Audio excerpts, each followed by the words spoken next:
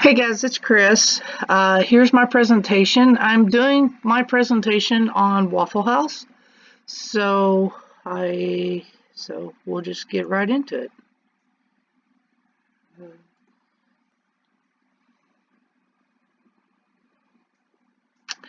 Um, Waffle House mission statement reads like this.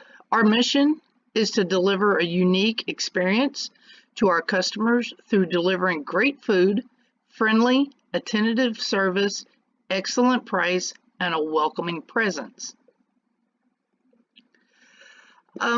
Waffle House really doesn't have a vision, and but I did find the Waffle House Creed, which is something there just before every meeting. The Waffle House Creed is read. That way, everybody uh, is on the same page and uh, gets familiar with it. The Waffle House Creed reads, "We take care of our customers, our associates, and each other. We work hard, play fair, behave professionally, and win with honor and pride. And each of us is personally responsible for our own business and our own behaviors. We believe in an inclusive environment for our customers and associates with a culture of acceptance and mutual respect." A little background history. Waffle House was started by Joe Rogers Sr. and Tom Fortner. Tom and Joe started out as military buddies and became really good friends. Uh, they decided after a time after they got out of the military that they wanted to start an employee-owned restaurant that served good quality food. Now, Joe, he had a background in restaurants for working with Toddle House, and Tom had a background in real estate, so they used what they knew and opened up the very first Waffle House September 5th, 1955 in Avondale Estates, Georgia, and it ended up being their very first 24/7 restaurant. Funny thing is when Tom and Joe opened that very first restaurant, they had no plans to open up a second store, much less three, four, couple thousand. They changed their mind after word got around through their loyal customers uh, about the great service that they were getting. The second location was opened 2 years later in 1957. Locations 3 and 4 were opened by 1961. By the 60s, Waffle House was gaining that momentum as a restaurant that gave customers that second home feel, because Tom and Joe wanted customers to come in and feel like they were at home, that they could eat anywhere. Each store or unit was open for 24 hours a day, 7 days a week, 365 days a year. Uh, that also, unfortunately, includes all major holidays. Um, Waffle House also prides themselves as being one of the very few companies, restaurants, businesses, whatever, that can claim to be bankrupt free and debt free. Um, for my SWOT analysis, some of the strengths that Waffle House has: they have a jukebox that plays music that is all about Waffle House. It's freestanding and it's open 24 hours. Uh, as of 2019, 2020, they had more than 2,000 locations all across the U.S. Uh, Loyal customers speak very highly of their favorite locations, and that's what brings in new people. Their weaknesses: they don't do advertising. They don't do market strategy. Unfortunately, they are only located in the U.S. They have very limited international exposure from guests that come in. Some of their opportunities, they have a menu for everyone, whether it's those that love a good T-bone steak or the health-conscious people. They offer online services and delivery, and they are thinking about expanding global destinations. That, as of right now, that has not happened yet. Threats, however, the franchise model makes it difficult for strict quality control and practices. Pretty much all of the Waffle Houses now are corporate owned. Corporate pretty much bought out all the franchisees. So if you find a Waffle House that is franchise owned, it's one of the very few ones because there's not very many left. Another threat is increased cost of operations means lower margins.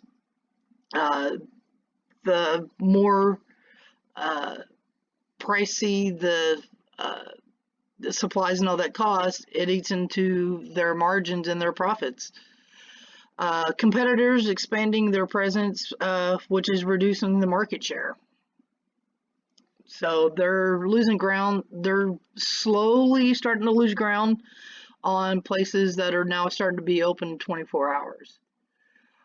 Some of their main competitors, Cracker Barrel, Denny's, which is open 24, and IHOP, who is also open 24. For the pestle analysis, I will admit I struggled a little bit with this one. And for someone who works for Waffle House, I'm, as much as I love this company, I realized that I really don't know that much about this company even after working for them. But what I have seen with my own eyes, politically, the political factors are low. They don't deal with any trade. They're strictly here in the U.S., so they don't have to deal with international markets and all that, or international politics. Economically, unfortunately, we have a high unemployment rate.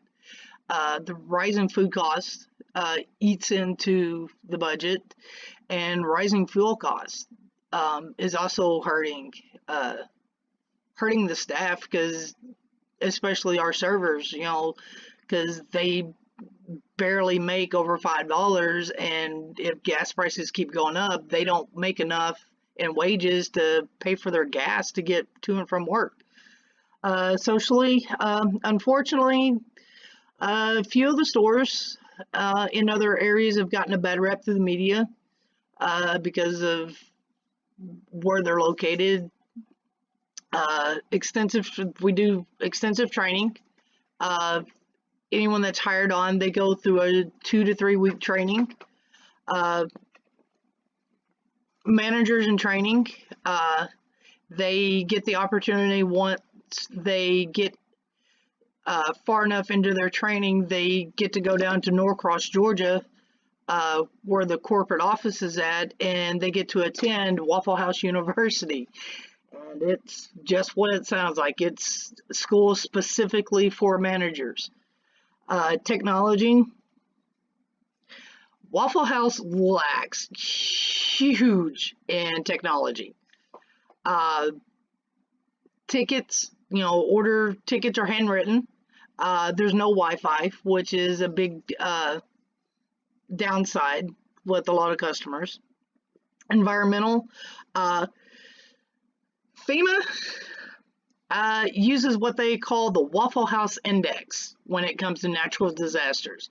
What that means, because Waffle House is open 24/7, if a Waffle House in a natural disaster area is open, it's a green light. If Waffle House is running on limited resources, they're yellow. If, unfortunately, Waffle House is closed, that is code red, and that is FEMA's cue that they need to get to that location as soon as possible, because if Waffle House is closed, then they need help. We're located mostly in southern states, but we do have a few locations scattered in the north, but not very many. Legal wise, we have a reporting system called Smart Start, and it's there to protect not only the staff but to protect customers from discrimination or whatever else. Five forces analysis. There's plenty of rivals in the restaurant industry. Few that are open 24 hours, which would make this a low threat. But that is slowly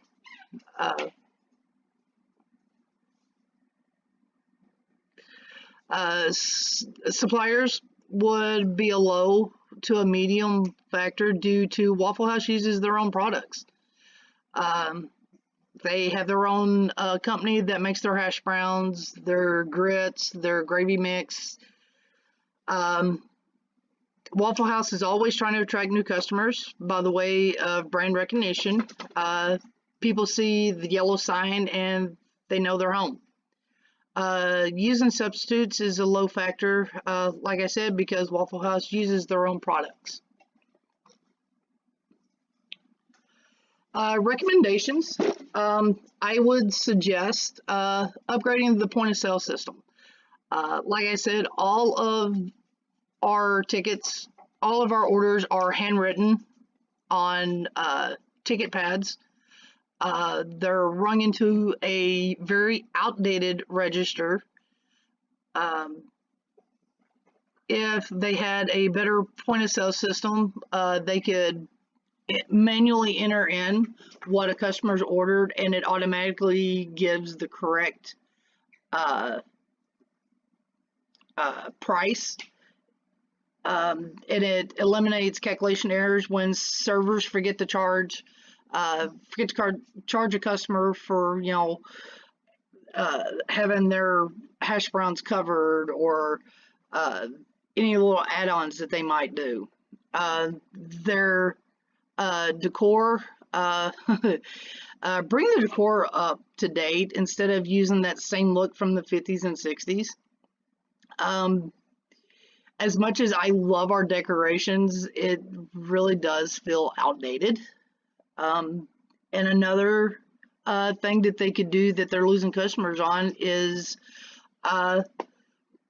there is no Wi-Fi in the restaurants. The only internet that's there is in the office for the managers to do their day-to-day stuff. Customers get upset because they can't connect to the internet when they're in the restaurant and they have to use their own data. So I hope you guys enjoyed this presentation. Thank you for watching, and here are the references that I used to do this. Thank you.